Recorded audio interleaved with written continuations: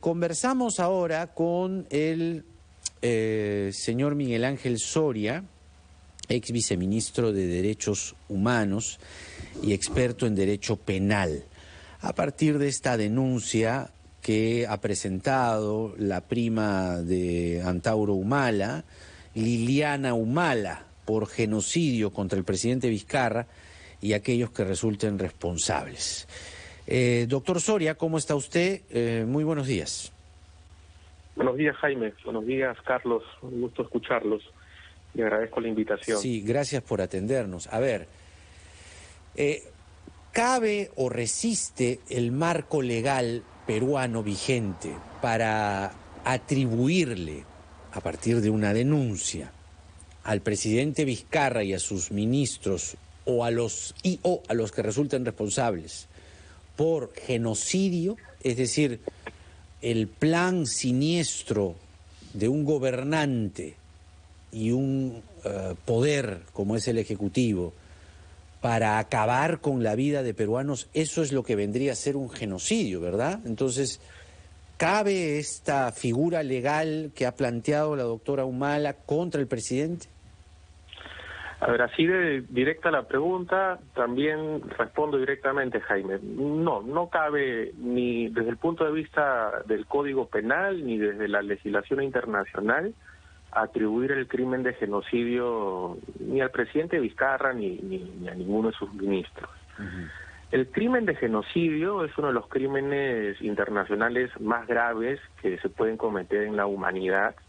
Tiene su origen desde la Segunda Guerra Mundial, donde un experto acuñó la expresión.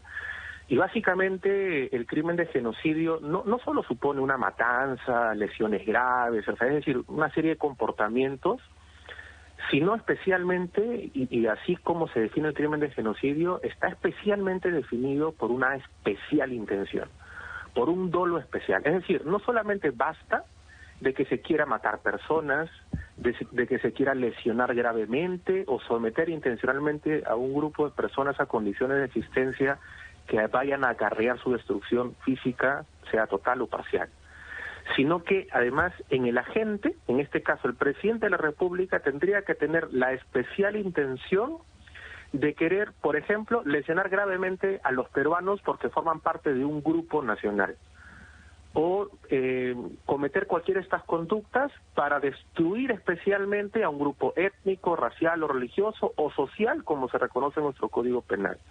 Entonces, el genocidio no está definido concretamente por las conductas materiales que se plasman en nuestro código, matar, lesionar o someter a condiciones de existencia que acarreen la destrucción de un grupo, sea total o parcial, sino por esa especial intención. Es decir, el agente, el denunciado al que se le acusa de genocidio, tendría que tener esta intención especial de querer destruir total o parcialmente a cualquiera de estos grupos, sean nacionales, étnicos, raciales o religiosos. Así que yo he revisado la denuncia, no he encontrado datos objetivos que me permitan concluir de que especialmente existe una intención del presidente de la República o en sus ministros actuales o en sus exministros de someter a la población a esas condiciones. Sí, señor Soria, le pido un minuto, por favor, porque tenemos que irnos a la pausa y luego seguiremos conversando y básicamente ya tocando algunos puntos propios de la denuncia que presenta la abogada como sustento. Espérenos un minuto, por favor. Regresamos. Vamos a la pausa.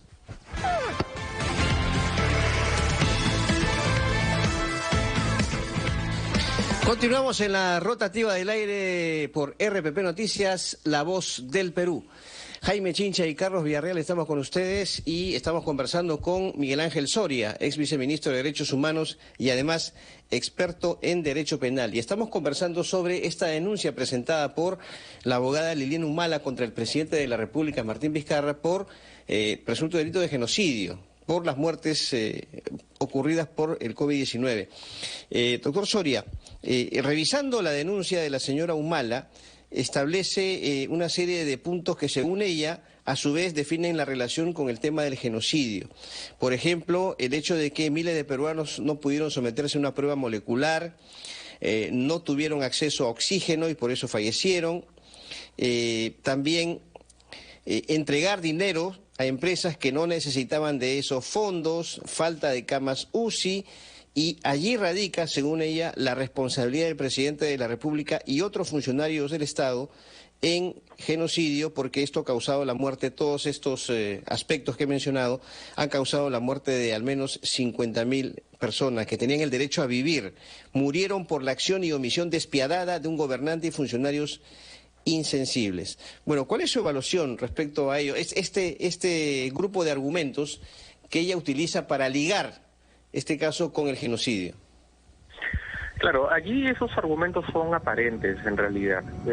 Efectivamente, en la práctica hay una serie de deficiencias para el control y enfrentar la pandemia desde el gobierno. Eso ha quedado en evidencia con diversa data. Sin embargo, eso no necesariamente califica como la comisión de un delito de genocidio. Podrá, seguro con posterioridad, cuando finalice el gobierno del presidente Vizcarra, atribuirle algún tipo de responsabilidad administrativa o genocidio, política, pero no genocidio, exacto, no genocidio, porque todas estas conductas, nuevamente reitero, más allá de lo que objetivamente esté pasando en la práctica, como falta de oxígeno, muertes de personas, que no necesariamente además se debe solo a la falta de oxígeno o a la falta de camas UCI, sino hay personas que lamentablemente tienen comorbilidades y que eso los pone en una situación de riesgo mayor a diferencia de otras. Pero, a ver, que el gobierno, como representante del Estado, sea el responsable de la vida de los ciudadanos y las ciudadanas y la protección constante de la ciudadanía, sí es una verdad. Es decir, el gobierno sí está a cargo, se hace responsable de la vida de la gente. Y también es verdad que el gobierno, en varios aspectos o extremos, ha fallado en tener previsiones para una pandemia. Pero mi pregunta es, si hay responsabilidad en Vizcarra, ¿la hay en todo el aparato estatal? Sí, definitivamente. La acción u omisión de cualquier agente estatal, desde el presidente de la República hasta la persona que atiende en mesa de partes, puede generar la responsabilidad internacional del Estado por violación de derechos humanos. Pero eso no necesariamente significa la comisión del crimen de genocidio. Son cosas completamente distintas. Cuando se analiza la responsabilidad internacional del Estado por la acción u omisión de sus agentes, es decir, de toda persona que actúa en nombre del Estado y con poder público, se puede exigir la responsabilidad del Estado sin lugar a dudas. ¿Cuántas personas han fallecido en las puertas de los hospitales, por ejemplo?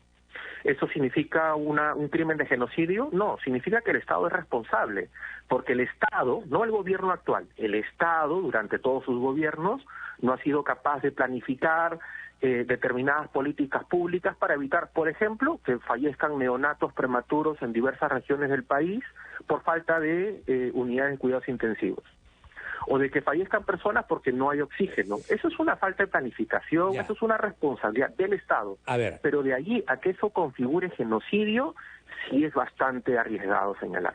A ver, pero entonces estamos con el rótulo que dice al señor Vizcarra y a los que resulten responsables. Entonces sí hay una responsabilidad en todo el aparato estatal, pero responsabilidad por la vida de la ciudadanía y sobre todo protegerla. Pero si vamos a rastrear a los que resulten responsables, terminamos yéndonos hasta Ribagüero, terminamos yéndonos hasta la Fundación de la República. Entonces, aceptar esta denuncia, perdóname Carlos, ahí voy, aceptar esta denuncia es aceptar también que el Perú ha fracasado y que además, mejor apagamos la luz. Si seguimos la lógica, perdón doctor, de la denuncia, entonces tendríamos que también denunciar a todas aquellas personas, ¿no?, irresponsables que han salido a la calle y han contagiado a otros, ¿no es cierto?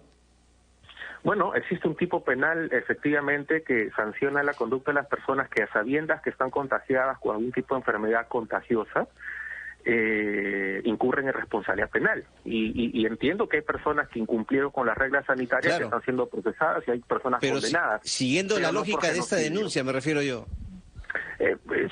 Siguiendo esa lógica, sí, o sea, hay que procesar a las personas que hayan incurrido en genocidio. Todos somos unos genocidas, pero no por genocidio, porque genocidio es un crimen que exige en la persona del delincuente un especial dolo, una especial intención de querer destruir total o parcialmente solamente a 4 tipos de grupos. Abimael Guzmán cometió en el Perú el genocidio contra el pueblo asháninca, al someterlo a condiciones, a matar personas ashánicas y a someterlo a condiciones de existencia que acarrearon la destrucción parcial del pueblo ashánica. Ese es un caso típico de genocidio que cometió el grupo terrorista Sendero Luminoso en el Perú y tiene una condena firme y con la cual Abimael Guzmán está cumpliendo condena por el crimen de genocidio, ¿no? Pero por eso, si comparamos el crimen de genocidio de Sendero Luminoso con lo que se le acusa al presidente Vizcarra y a los que resultan responsables, son comportamientos completamente diferenciados. En uno se justifica y en esta última denuncia no. No existe ¿Cuál ningún sería elemento. la figura legal para atribuir una cierta responsabilidad penal, o cree usted que no cabe una responsabilidad penal en los hechos acontecidos por la pandemia y la responsabilidad, que es una premisa, del gobierno y del Estado en proteger la vida de los ciudadanos? A ver, en responsabilidad penal lo primero que tenemos que hacer es individualizar al presunto delincuente y a la presunta víctima. En este caso, la denuncia se refiere a 50.000 peruanos, no identifica a uno solo. ¿Cuándo podría haber una responsabilidad penal en el supuesto del presidente de la República? Si, por ejemplo, yo, familiar de una persona que tiene COVID, comunico al presidente de la República de una situación de riesgo real e inmediato contra la vida de mi familiar, que está internado en un hospital y que por ser adulto mayor no le dan la preferencia para que sea ingresado a una cama UCI con un respirador artificial.